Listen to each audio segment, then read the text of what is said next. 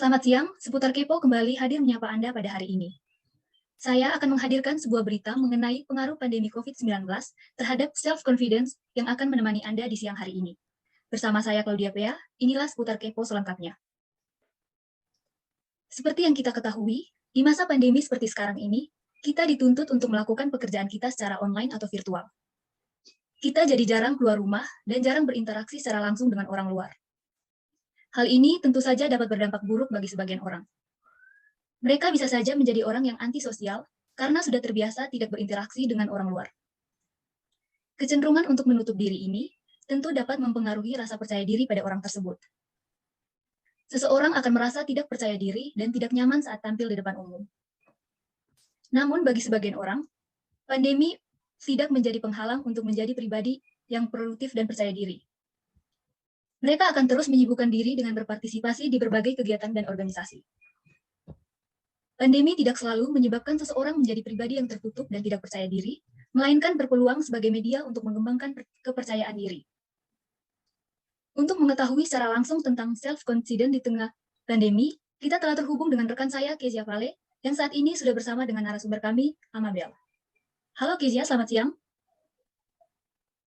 Ya, baik, selamat siang Claudia. Sebagaimana yang tadi sudah disebutkan, saat ini saya sedang bersama Amabel Kelihat yang merupakan seorang mahasiswi angkatan 2019 di Universitas Surabaya. Nah, selamat siang Kak Amabel. Siang. Nah, sebelumnya saya dengar-dengar nih, Kakak pernah menjadi MC di beberapa acara. Lalu saya dengar juga pernah menjadi seorang menteri di BEM Fakultas ya. Ya benar, jadi MC di berbagai acara dan juga menteri di BEM Universitas, bukan fakultas. Oh, sekarang kan lagi masa pandemi nih, jadi semua aktivitas terpaksa dilakukan di rumah. Nah, apa semangat Kak Amabel dalam melakukan kegiatan organisasi sempat menurun atau enggak nih? Kalau dibilang sempat menurun, rasanya sempat ya, karena tiba-tiba acara yang harusnya seru-seruan offline gitu, ternyata harus dibatalin dan dijadikan online. Nah, sebetulnya kan itu jadi, ya menurut saya sendiri sih waktu itu jadi kurang seru gitu kan ya. Nah, tapi pada akhirnya, waktu peralihan dari online ke offline itu, kebetulan saya juga ditawari jadi menteri BEM Universitas itu. Akhirnya saya coba untuk ambil, dan ternyata waktu dijalanin program kerjanya, acara-acaranya, sebetulnya seru-seru aja sih online. Tergantung dari panitianya dan organisasinya bisa ngolah acara itu dengan baik atau enggak, seperti itu sih. Nah, kalau menurut Kak Amabel pribadi nih, self-confidence itu apa sih? Habis itu penting atau enggak kita punya self-confidence? Oke, self-confidence ya. Self-confidence itu, ya kita bahasa Indonesiakan aja ya, itu kan percaya diri. Jadi, percaya diri itu apa sih?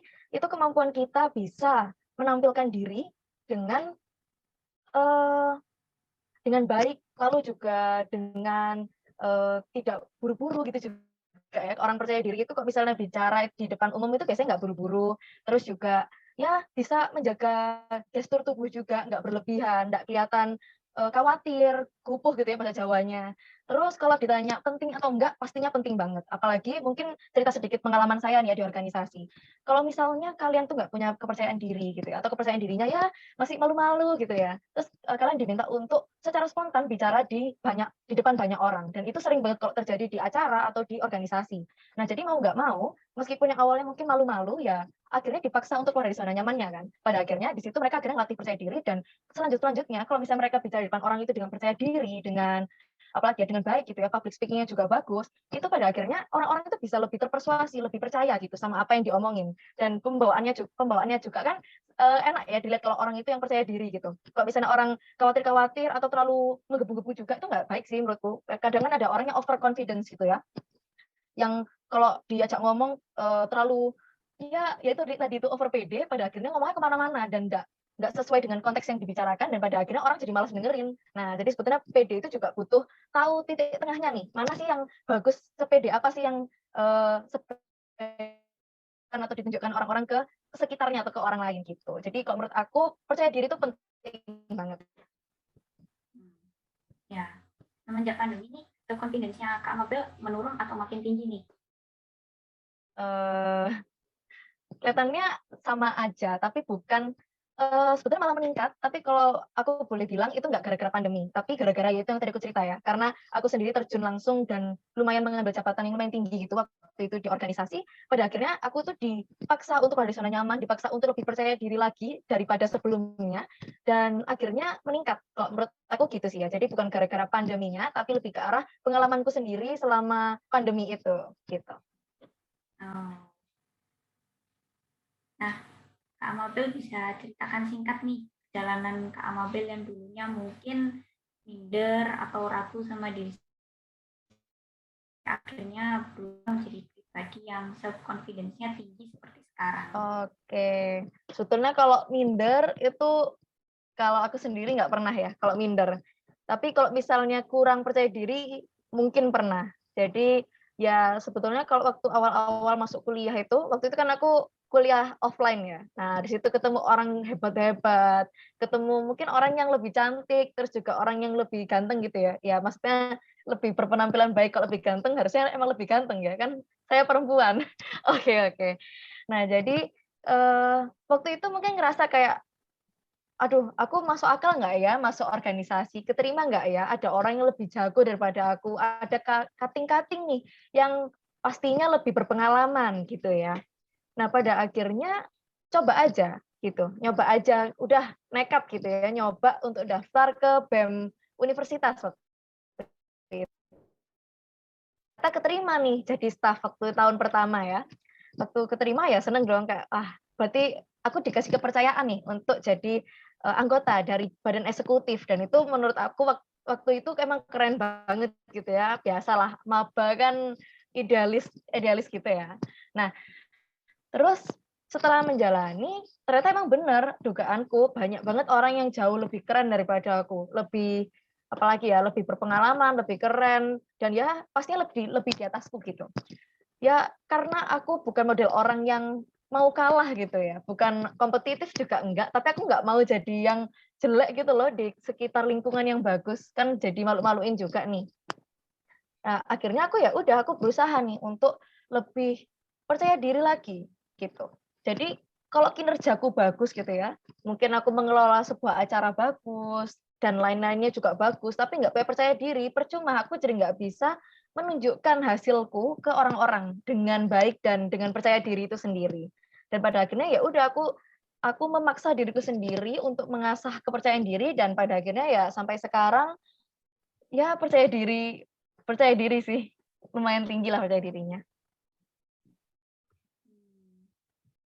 Hmm.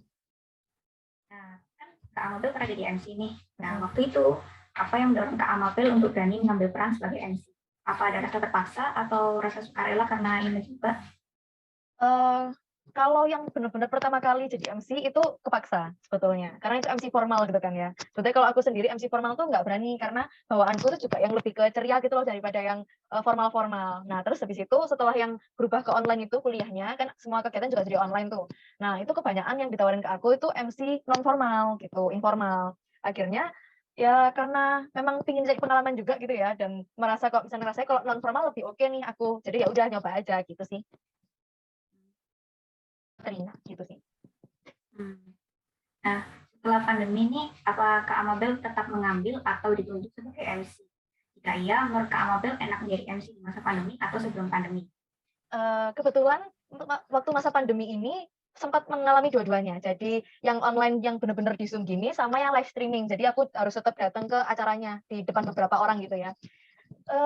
Kalau dibandingin sama yang offline mungkin ya, yang benar-benar banyak audiensnya, kalau masalah enak pasti enakan online, karena kita juga bisa nyontek, skrip gitu ya. Kalau misalnya kita MC offline itu kan bener-bener harus, ya bisa lihat skrip, cuma harus lebih banyak ngingetnya, karena kalau enggak kan kita harus buat eye contact. Nah, kalau bisa online gini kan kita tinggal lihat layar aja, layarnya ada skripnya, udah gitu kan ya, tinggal baca. Ya kalau masalah praktis, pasti praktisan online. Tapi kalau, apa ya, mungkin lebih ke arah vibes acaranya gitu ya, euforianya acaranya pasti lebih enak offline. Jadi lebih banyak ketemu banyak audiens itu emang pasti lebih grogi, tapi begitu kalian udah kebawa sama acaranya pasti seru banget. Nah, prestasi apa aja nih yang udah Kak Amabel capai dari self confidence yang Kakak miliki mulai dari sebelum pandemi sampai sekarang? Oke, prestasi. Ada sebetulnya bukan dibilang prestasi juga ya biasa aja ya, lebih karena pengalaman mungkin ya. Kalau pengalaman dulu itu waktu offline itu sebetulnya cuma pernah nge-MC sekali doang, dan itu acaranya lumayan gede sih. Dan yang tadi aku bilang yang formal itu MC formalnya waktu offline. Dan ya cukup bangga sih karena bener-bener baru masuk kuliah tiba-tiba udah dipercaya jadi MC gitu ya. Terus kalau waktu online itu sebetulnya beberapa kali sih jadi MC yang nge-Zoom gini sama MC yang live streaming. MC yang Zoom itu kira-kira mungkin 3 kali, 4 kali gitu. Terus yang jadi MC live streaming itu 2 kali. Terus mungkin ini yang bisa dibilang prestasi gitu ya. Kemarin aku sempat dipercaya untuk memberikan materi lah dikit-dikit, sharing dikit ke Maharu Ubaya, itu tentang prestasi-prestasiku di Ubaya gitu sih, terkait kegiatan organisasi dan prestasi akademikku gitu sih. Wah, oke, luar biasa emang. Nah, yang terakhir nih, mungkin Kak Amabel punya pesan-pesan atau tips untuk mereka yang self confidence-nya sedang menurun, atau mungkin mereka sekarang sedang nyerah, atau bisa juga mungkin sedang berjuang untuk meningkatkan kepercayaan dirinya. Oke, pesan ya. Jangan takut untuk nyoba. Jangan takut kalah lebih bagus daripada orang lain. Karena sebetulnya poin dari kehidupan kita itu belajar, bukan berkompetisi. Kalau pada akhirnya kita harus berkompetisi, ya memang itu sebuah part dari kehidupan. Tapi inti dari kehidupan sendiri secara umum menurut aku adalah belajarnya. Jadi menang itu nomor 2 lah dari belajarnya. Nomor 1 belajar, kedua baru menang. Gitu. Jadi intinya adalah pengalamannya. Gitu sih. Jangan takut untuk nyoba ya teman-teman. Nah, ya.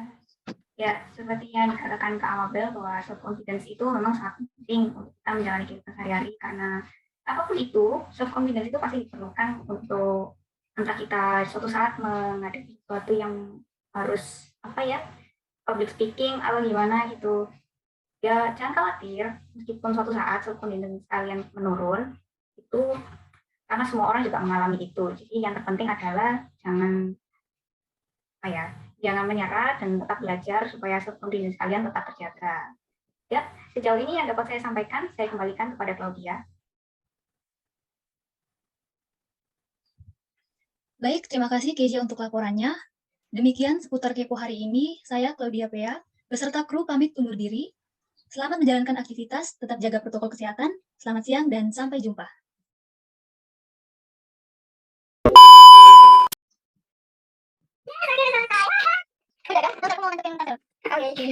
Ini stop itu tuh. Ayo, tadinya selesai. Iya, tinggal aduh ya, tadi bunyi. Iya. Coba tadi yang penting wawancara aja ya. Jadi kalau wawancara jadi lebih gampang. Iya, guys. Ngantuk. Apa sih enggak bosan? Ya, tapi makanya kalau ngantuk sendirian, kira semua kan gimana? Bukan tadi ngantuk, ngantuk boy. Tapi ini kenapa bisa? Oh, dengar salah. Agak jauh ya. Ya, tetap tidur. Iya, iya. Sejauh ngantuk nih. Tidur. Bukan berarti jemput aku lah. Oh, betul. Ini kan yang lagi. Iya, udah aku bilang enggak zoom kan? Oh ya, wawancaranya. Ini kan terus membuktikan bahwa diri mereka. Ih, maaf. Enggak habis sih. Ini kan enggak sempat. Ya, ini kayaknya yang email dari kampus itu unlimited kan katanya. Ya, aku udah beberapa kali zoom sama teman-teman SMA aku pakai email ini emang unlimited sih.